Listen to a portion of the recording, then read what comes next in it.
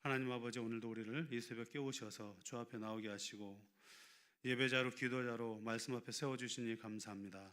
하나님 은혜가 우리를 매일같이 부어지고 있음을 기억하게 하시고 삶의 형편이 어떠하든지 주신 은혜로 감사하며 감격하는 삶을 살아갈 수 있도록 은혜를 더하여 주시옵소서. 세상의 어떤 것들 때문에 우리에게 주신 이 영적인 복을 잊어버리지 않도록 은혜를 베풀어 주시고 주의 은혜가 있어서 삶의 형편 가운데서 날마다 감격하는 삶을 살아가게 하여 주시옵소서.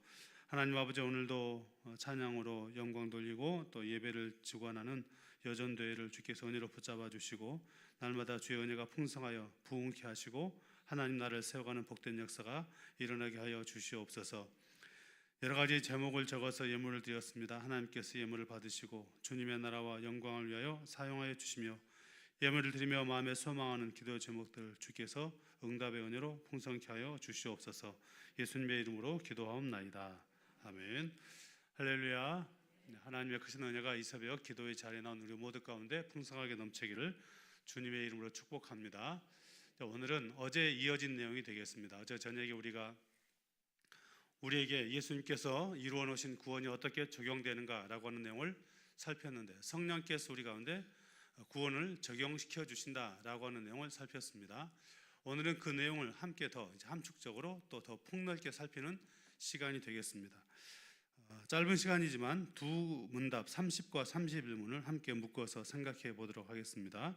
제30문, 성령께서 그리스도께서 성취하신 구속을 우리에게 어떻게 적용하십니까? 성령께서는 그리스도께서 성취하신 구속을 우리 안에 믿음을 일으키시고 또 효력 있는 부르심으로 우리를 그리스도와 연합하게 하심으로써 적용하십니다. 네, 그리스도와 연합하게 하심으로, 효력 있는 부르심으로. 그렇다면 그 효력 있는 부르심이 무엇인가? 31문, 효력 있는 부르심은 무엇입니까? 효력 있는 부르심은 하나님의 영이 하시는 일이니 우리의 죄와 비참함을 깨닫게 하시고 우리의 마음을 밝혀 그리스도를 알게 하시며 우리를 권하사 복음 중에 값없이 주시는 예수 그리스도를 믿도록 하시는 것입니다. 아멘. 하나님께서는 어떤 인생의 성경을 읽을 때 때로는 말씀 사역자들을 통해서 사람들에게 하나님의 말씀을 듣게 하십니다. 그런데 우리가 이미 경험하고 또 지금도 경험하고 있지만 어떤 사람은 그 말씀을 들을 때 아멘하고 그 말씀이 그 영혼과 삶을 변화시키기도 하지만 어떤 사람은 말씀은 듣지만 오히려 그 마음이 강팍해지는 그런 경우도 있게 되는 것을 볼 수 있습니다. 한 장소에서 말씀을 읽고 때로는 한 장소에서 말씀을 들을지라도 어떤 사람은 멸망으로 어떤 사람은 은혜로 들어가게 하는 이유는 무엇인가?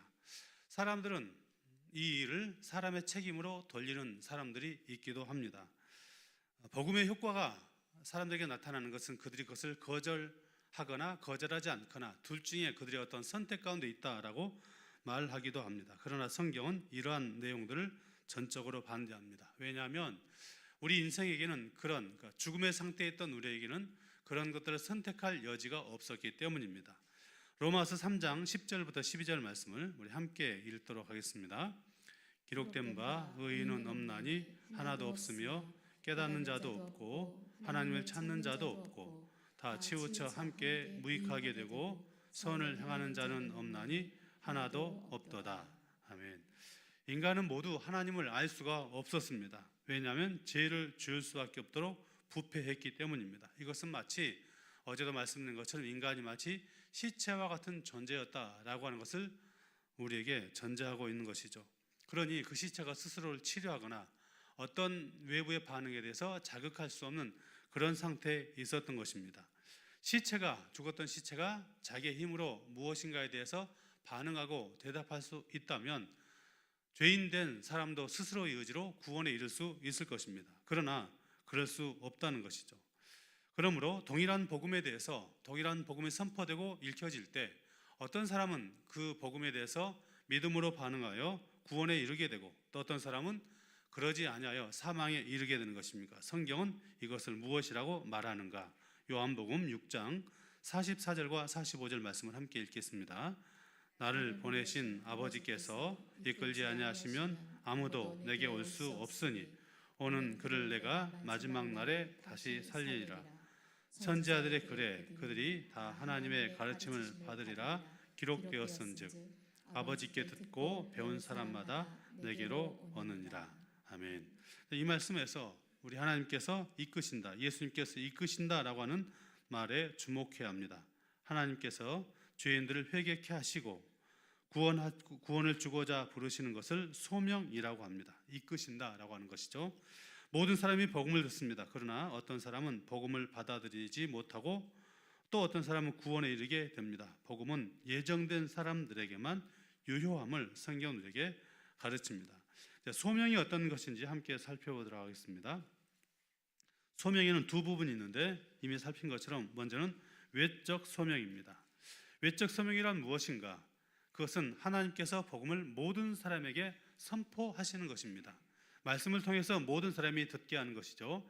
그 방식은 설교라든가 성경 읽기라든가 전도 등을 통해 누구나 이 말씀을 듣게 됩니다. 특징은 모든 사람에게 열려 있지만 그것 자체로서 사람을 구원에 이르게 하지 못한다는 것이죠. 마태복음 22장 14절 말씀을 함께 읽겠습니다. 청함을 받은 자는 많되 택함을 입은 자는 적으니라.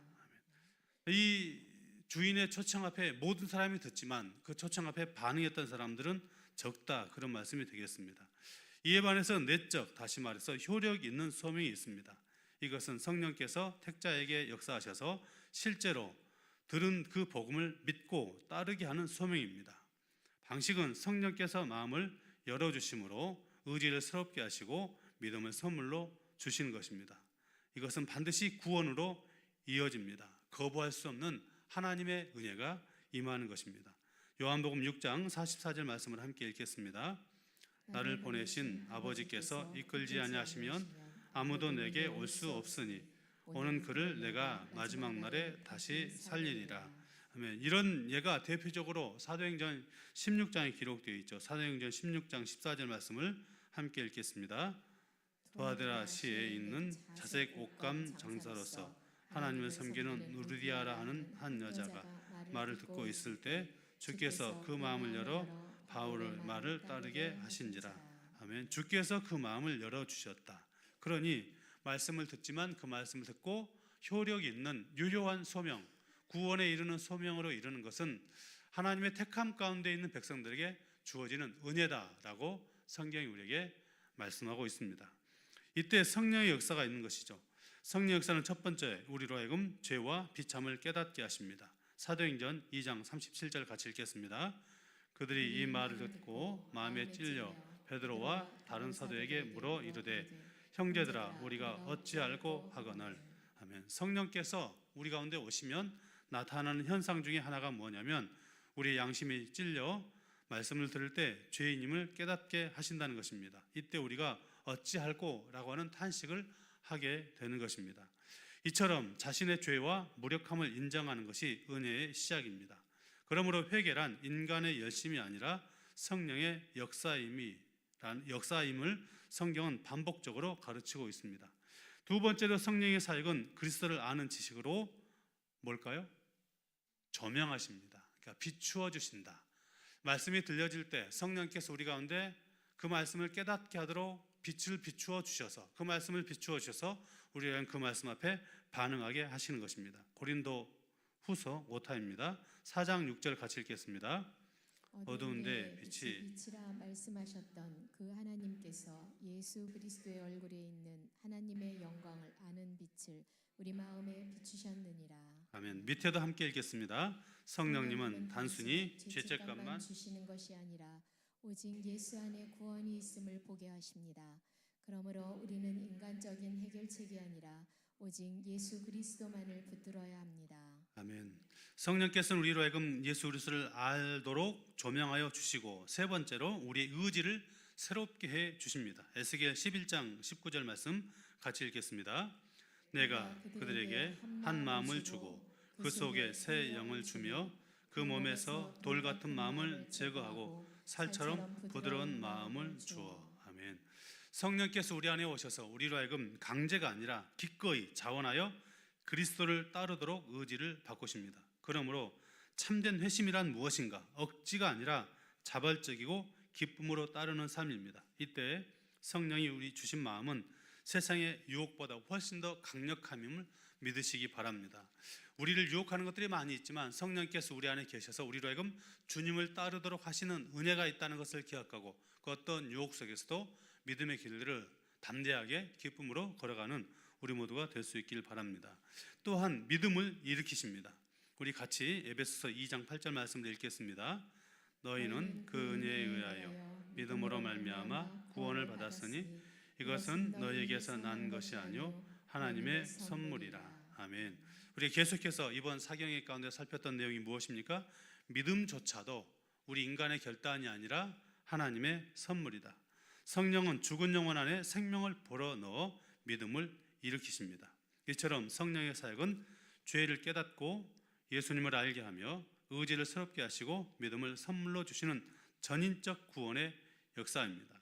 그렇다면 이 말씀을 들은 우리가 어떤 삶을 살아가야 할까요? 우리가 날마다 죄인임을 인정하는 것은 절망이 아닙니다. 은혜의 시작임을 깨닫고 성령께서 내 안에서 역사하신 것을 깨닫고 날마다 우리의 죄의 심각성을 통감하고 주 앞에 나아갈 수 있기를 바랍니다. 또한 죄를 깨닫는 데서만 멈추지 말고 예수님께 나가야 합니다. 죄책감은 우리 신앙의 인생의 끝이 아니라 그리스도를 향하는 다리입니다. 혹시 우리에게 닥친 이런 어떤 죄의 문제들과 인생의 문제들을 해결하기 위해서 사람이나 제도를 의지하지 말고 그 어떤 순간에도 오직 우리의 소망이 예수에게 있음을 알고 예수님께 더 가까이 나가는 그런 삶을 살아갈 수 있기를 바랍니다. 또한 우리가 마지막에 살폈던 것처럼 성령께서 우리의 마음을 부드럽게 하신다 하셨는데 우리의 신앙이 억지가 아닐 수 있기를 바랍니다. 기쁨으로 그리고 성령께서 우리의 마음을 날마다 새롭게 해주시기 위해서 기도하며 이 믿음의 길들을 잘 살아내는 우리 희망교회 성도님들 될 수 있기를 주님의 이름으로 축복합니다. 오늘 저녁에는 이 구원의 순서를 좀 더 구체적으로 이 구원이 어떻게 순서적으로 또 시간적으로 논리적으로 어떻게 전개되는가라고 하는 내용을 함께 살피도록 하겠습니다. 오늘 저녁에도 많이 나오시기 바라고 특별히 내일 새벽은 원래 오늘 월상 예배를 드려야 되는데 사경회 때문에 내일로 바꾸었습니다. 내일 새벽에는 월상 예배로 또 10월 한 달을 주께 의탁하는 그런 시간을 갖도록 하겠습니다. 함께 찬양 드리고 기도하는 시간 갖겠습니다. 은혜 아니면 살아갈 수가 없네. 찬양 드리겠습니다.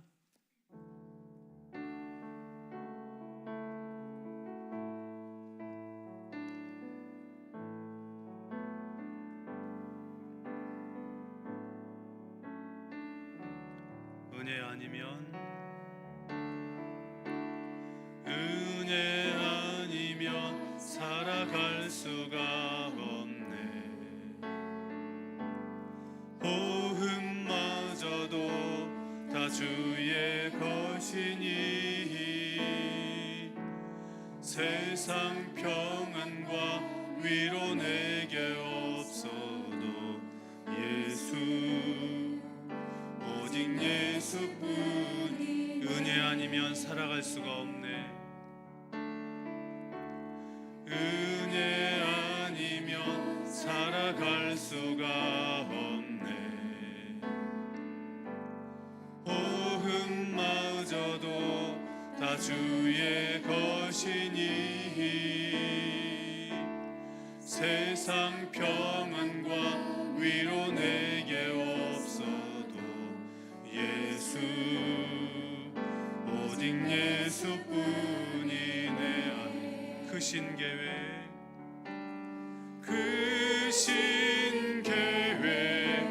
다 볼 수도 없고 작은 고난에 지쳐도 주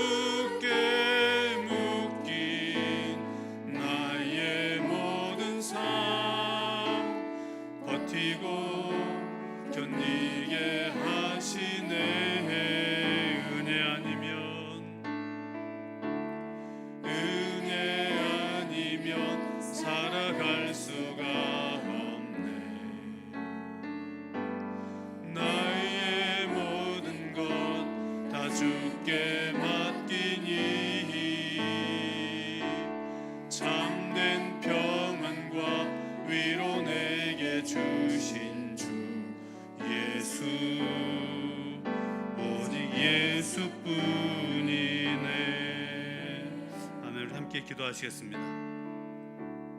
우리가 성령의 은혜로 구원을 받았습니다. 그러나 여러분, 이 구원의 은혜에 있기 전에 우리가 얼마나 큰 죄악 가운데 있었는지를 다시 한번 돌아보고, 그런 우리를 사랑하셔서 이 은혜의 자리에 불러주신 은혜에 감사하며 함께 기도하겠습니다.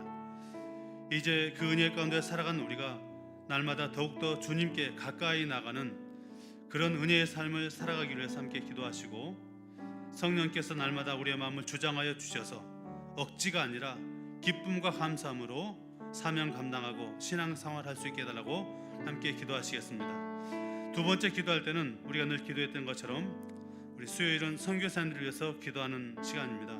우리가 파송한 선교사님들, 그들의 기도 제목들을 끌어안고 그 기도의 제목이 응답의 역사가 있기를 위해서 함께 기도하시고, 우리 또한 협력하는 선교사님들을 위해서 기도하십시오. 농어촌 미자립교를 위해서 함께 기도하시고, 이제 10월부터 11월까지 있을 전도 축제를 위해서 함께 기도하시고, 특별히 오늘 전도가 있는 날입니다. 하나님 아버지, 우리가 만나는 영혼들 가운데 마음의 문을 열어주시기를 위해서 성령의 은혜가 그들 가운데 있기를 위해서 말씀을 생각하고 다 같이 주여 한번 부르시고 간절하게 기도하시고 개인적인 기도 제목 가지고 자유롭게 기도하다가 마치겠습니다.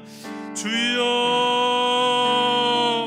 하나님 아버지, 오늘도 우리에게 귀한 시간 하나님 말씀을 통하여